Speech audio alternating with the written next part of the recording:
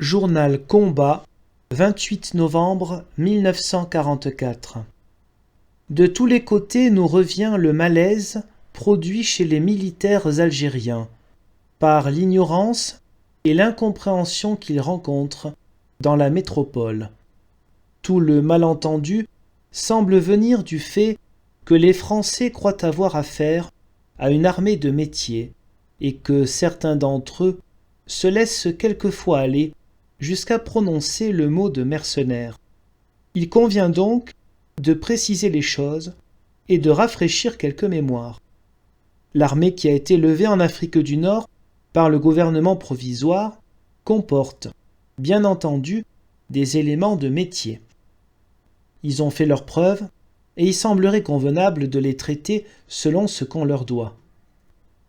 Mais cette armée compte surtout, dans sa grande majorité, des éléments de réserve qui ont été mobilisés et qui, depuis l'Italie, par la Tunisie, la Corse et le Midi, n'ont cessé de se battre pour arriver aujourd'hui dans les Vosges.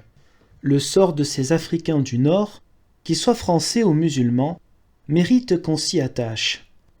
Les troupes levées en Afrique du Nord n'ont pas cessé, pendant ces deux guerres, et à des milliers de kilomètres de leur pays, de prendre la plus large part au combat commun.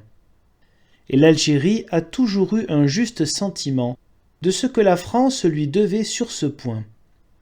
Les populations métropolitaines seraient bien inspirées de se souvenir de cet état d'esprit.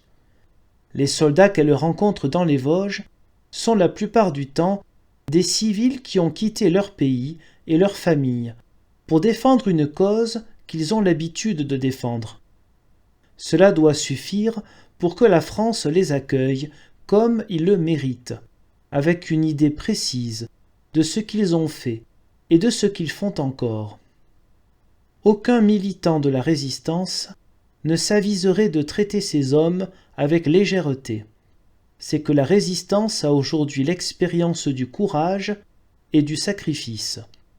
Elle sait les reconnaître là où ils sont, et nous pouvons témoigner que, s'il est un lieu où ils ont toujours été, c'est dans cette armée d'Afrique, dont aucun Français ne doit ignorer le vrai visage.